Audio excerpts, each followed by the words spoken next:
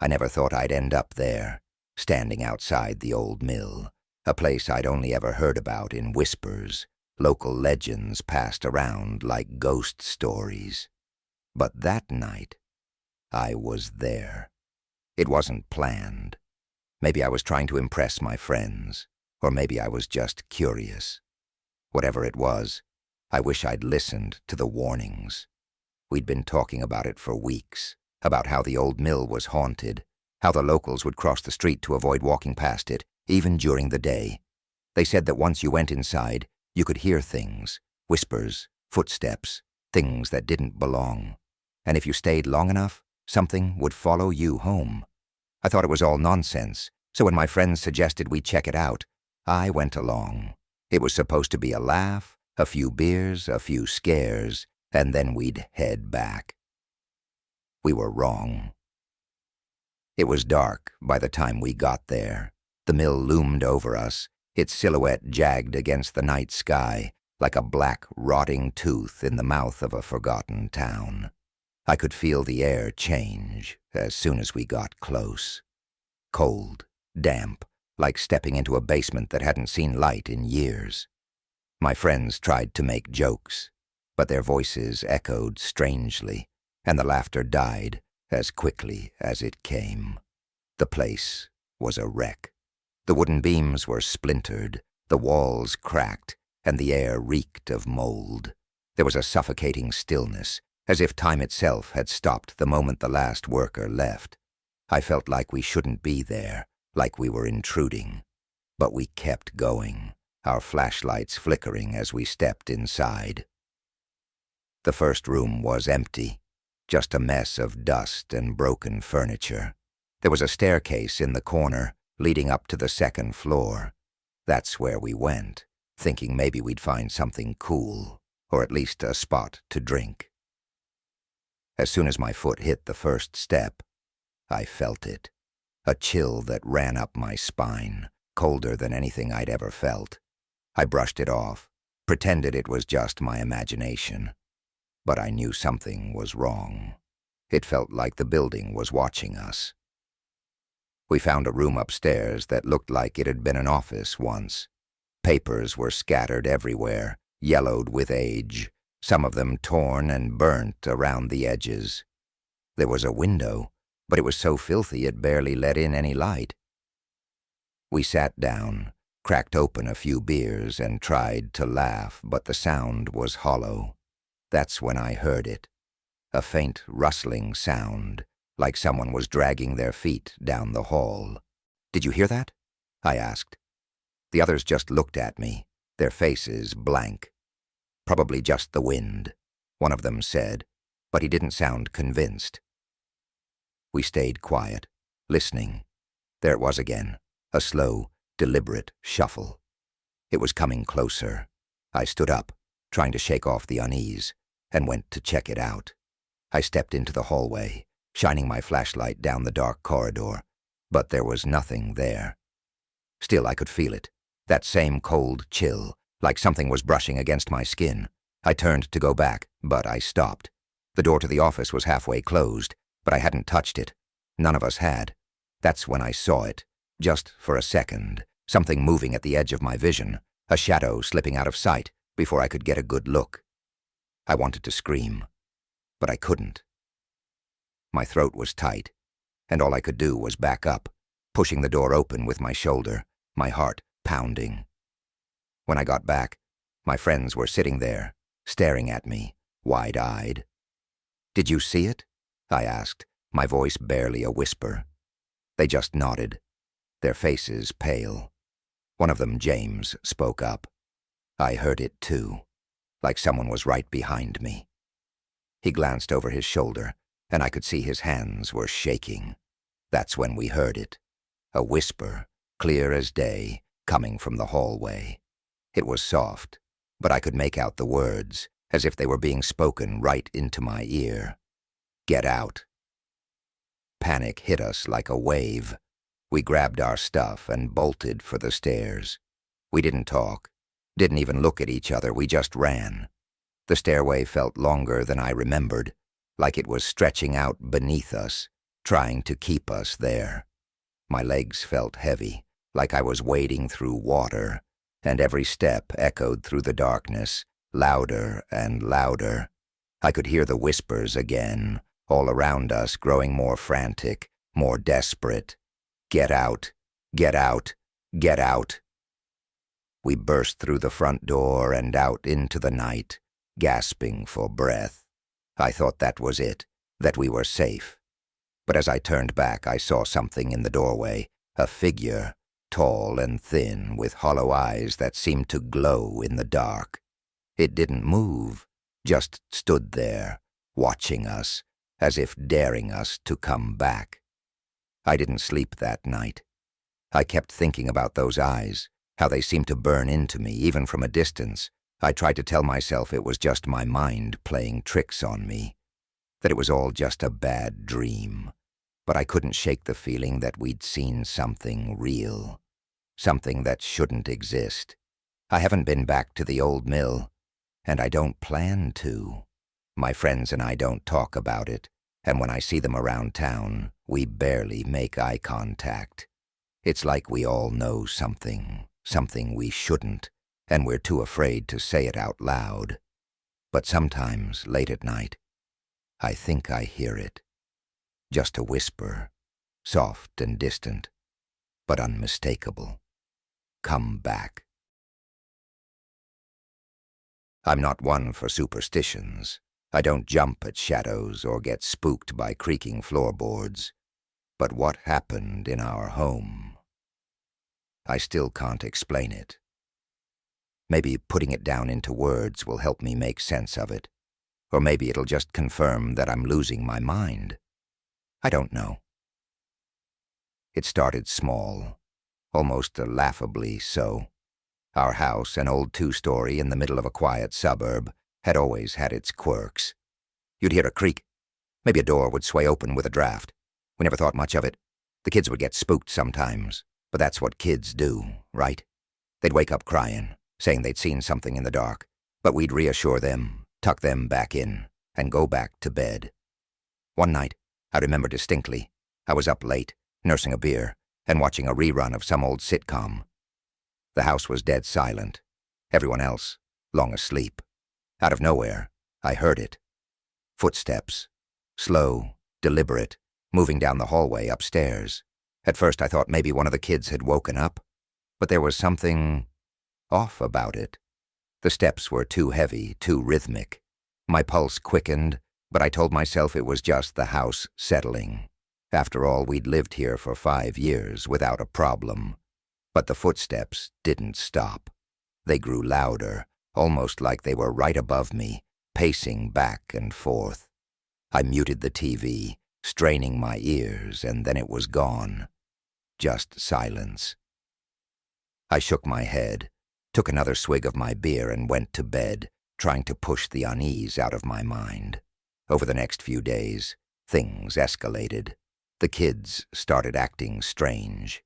My youngest, Danny, barely spoke, and when he did, he'd whisper, eyes wide with fear, saying he didn't want to go upstairs anymore. My wife, Sarah, thought it was just a phase, but I could tell it wasn't. Something had shaken him to his core. One night, I heard him crying in his room, and when I went in, he was curled up under the covers, clutching his blanket like it was a lifeline. I asked him what was wrong, and he just pointed to the corner of the room, his little finger trembling. I turned to look, but all I saw was shadows, nothing out of the ordinary. "It's there, Daddy," he whispered, his voice barely audible. "It's watching." I'm not proud to admit it, but it gave me chills. Still, I couldn't show fear. "There's nothing there, Bud," I said, forcing a smile. "It's just your imagination." But was it? One night, the temperature in the house plummeted. I mean, it was freezing. Sarah and I checked the thermostat, but everything seemed fine. Yet, as soon as we'd leave a room, it felt like we'd stepped into a meat locker. It didn't make sense, and it was getting harder to brush off. The final straw came a few nights later. I woke up in the middle of the night, a sharp, icy feeling gripping my chest, like someone was pressing down on me. I couldn't breathe, couldn't move. I glanced at the clock. 3:07 a.m. That's when I noticed it. The bedroom door was open. We always kept it closed, always. And there, standing in the doorway, was a figure. I couldn't make out any details, just a silhouette, blacker than the darkness around it. It didn't move, didn't say a word, but I could feel it staring at me, its gaze boring into my soul. I tried to shout, to wake Sarah, but my voice was caught in my throat. It was like I was paralyzed. Then the figure slowly stepped forward, and that's when I saw its eyes. Two small, glowing orbs, almost like embers in a dying fire. I've never felt fear like that before. It was primal, raw, like my body was screaming at me to run, but I couldn't move. I don't know how long I lay there, locked in that silent, hellish stare. But eventually, the figure stepped back, fading into the shadows of the hallway, and the door creaked shut. When I could finally move, I jolted up, gasping for air. I shook Sarah awake, my hands trembling. "Did you see that?" I whispered, my voice cracking. She just looked at me, confused, still groggy. "See what?" I didn't know how to explain it, but I could tell she wasn't convinced. "Maybe it was just a bad dream," she said, but I could hear the doubt in her voice. But it wasn't a dream.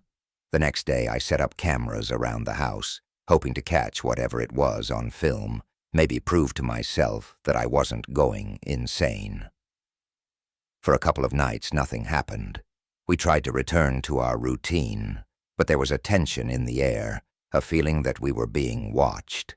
Then, one night, around the same time, 3:07 a.m., the cameras caught something. I watched the footage the next morning, my heart pounding, as I saw the same shadowy figure, standing at the end of the hallway, motionless, its eyes glowing faintly. It didn't move, didn't do anything, just stood there, and then in a blink, it was gone. I showed Sarah, and I could see the color drain from her face. "We need to leave," she said, her voice shaking. But I didn't know where we'd go, or if whatever this thing was would even let us leave. The final night we spent in that house is something I'll never forget. We'd decided to stay with my brother for a few days, just to clear our heads. We were packing up, trying to get out of there as fast as possible, when the lights started flickering. The temperature dropped again, even colder than before, and I could see my breath fogging up the air. I turned around, and there it was, standing at the top of the stairs, blocking the way out. It wasn't just a shadow this time. It had a form, a shape, tall and thin, with long bony fingers that reached out toward us. Its face was still obscured, but those eyes, those damned glowing eyes, stared right at me. Sarah screamed, the kids were crying, and I felt this overwhelming sense of dread wash over me. I grabbed Danny and pulled him close, trying to shield him from whatever was coming. And then it spoke. Not out loud, but in my head, like a whisper that cut through the chaos. "You can't leave," it said. "This is my home now." I don't remember much after that. I must have blacked out, because the next thing I knew, we were outside, stumbling to the car, my hands shaking as I fumbled with the keys. We drove away that night, and never looked back. The house sold a few months later, but I still wonder if whoever lives there now can feel it too. The cold, the fear, the eyes watching from the darkness. Maybe they'll think it's just the old house settling, or maybe they'll start to see it, like we did. I don't know what it was, or why it chose us, but I do know one thing. Some things should never be seen, and once you do, they never truly let go. The night I drove down Highway 13, I didn't believe in ghosts or legends. I was a practical man, a seasoned truck driver, who had spent years on the road.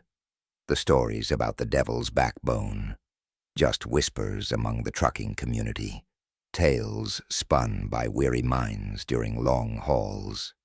But that night, as I rolled my rig into the heart of the desolate stretch, I was about to learn just how thin the line between belief and reality could be. The asphalt twisted like a serpent, flanked by darkness that seemed alive, pulsating with an unseen energy. My headlights sliced through the inky blackness, illuminating nothing but the road ahead. I had heard the warnings of phantom hitchhikers and spectral trucks, but I brushed them aside. They were just stories meant to scare the new drivers, I thought. But as I drove deeper into the night, an unsettling feeling crept into my chest. The air grew thick and heavy, like a storm cloud about to burst. I glanced at the clock. It was nearly midnight. I was tired, but I couldn't stop now, not on this stretch. Suddenly, a flicker in the distance caught my eye. I squinted, trying to focus. A figure stood by the side of the road, barely visible in the faint glow of my headlights. My heart skipped a beat. It was a woman, her dress billowing in the wind, her hand raised as if beckoning for a ride. I slammed on the brakes, the tires screeching against the pavement. As I got closer, the eerie beauty of her face became clearer. She looked lost, her eyes wide with a haunting sadness that tugged at my heartstrings. For a brief moment I considered picking her up. After all, it was late, and she looked vulnerable. But then I remembered the stories, the warning about the hitchhiker who vanished. I gripped the steering wheel tighter, my mind racing. I had to keep going. I accelerated past her, but not without glancing back. To my shock, she was gone, vanished into the shadows as if she had never existed at all. A chill settled over me, and I fought to shake it off. It was just a trick of the light, I told myself. Just my imagination running wild. As I continued along the winding road, I noticed something else. The silence. The usual sounds of the night, crickets, rustling leaves, had faded into a haunting stillness. My radio crackled and died, the static replaced by an oppressive quiet that seemed to press against my ears. I felt the hairs on my neck stand up as if something unseen was watching me. Just then, my engine sputtered. I cursed under my breath, my heart racing. This was not the time for mechanical failure. I pulled over, praying it was just a temporary glitch. As I sat there, I scanned the darkness, my pulse quickening with every passing second. That's when I saw it. A massive truck, its headlights piercing through the gloom like the eyes of a predator. It bore down on me with terrifying speed, the horn blaring a deafening warning. Panic surged through me, and I slammed the gear shift into reverse, my foot pressing down hard on the gas. I felt the rear wheels spinning, kicking up gravel as I tried to escape. But it was too late. The phantom truck seemed to engulf my vision, the sound of its horn drowning out everything else. I braced for impact, but just as suddenly as it had appeared, it vanished into thin air, leaving me trembling and disoriented. My mind raced.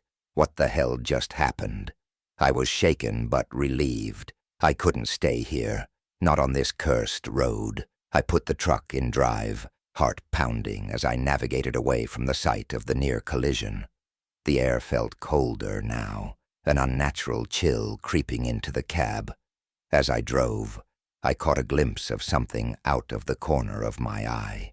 Another shadow on the side of the road. I turned my head just in time to see a dark figure standing there, its hand raised as if reaching for me. I froze, feeling a jolt of fear ripple through my body.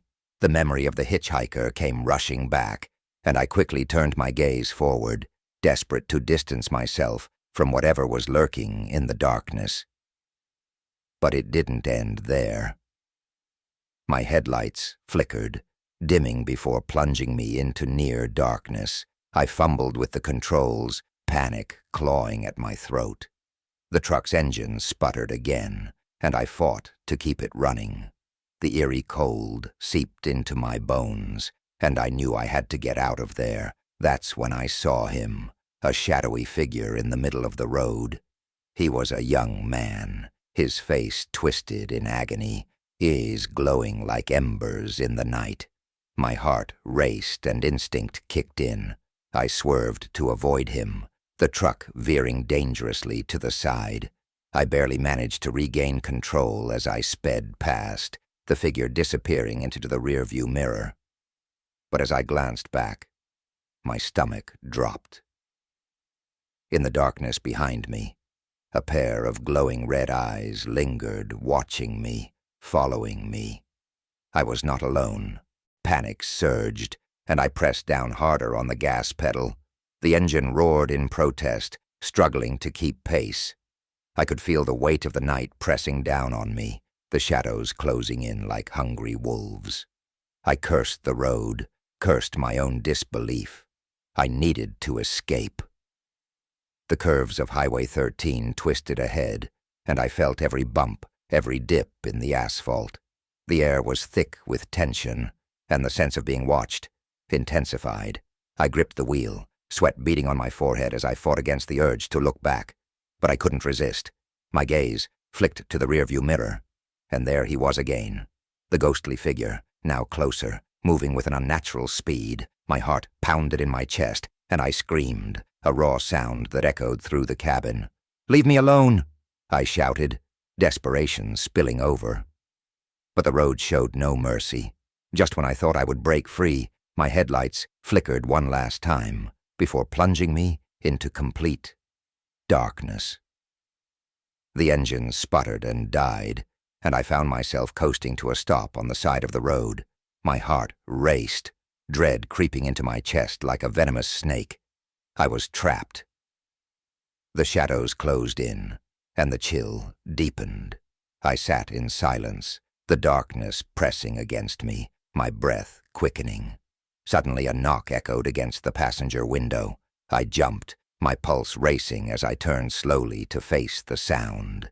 There she was, the woman in white, her eyes wide and filled with sorrow. "Help me," she whispered, her voice haunting and ethereal. I froze, terror gripping me. I had heard the stories. This was no mere hitchhiker. She was a phantom, a warning from the beyond. Without thinking, I threw the truck into gear, my foot slamming on the accelerator. I tore away from her, heart racing as the engine roared back to life. As I glanced in the rearview mirror, she stood there, a shadow against the darkness, watching me go. I didn't look back. I wouldn't stop until I was far from Highway 13, far from the devil's backbone. The road stretched ahead, a promise of escape, but deep down I knew the truth. Some legends were born from darkness, and no matter how far I drove, the ghosts of Highway 13 would always haunt me.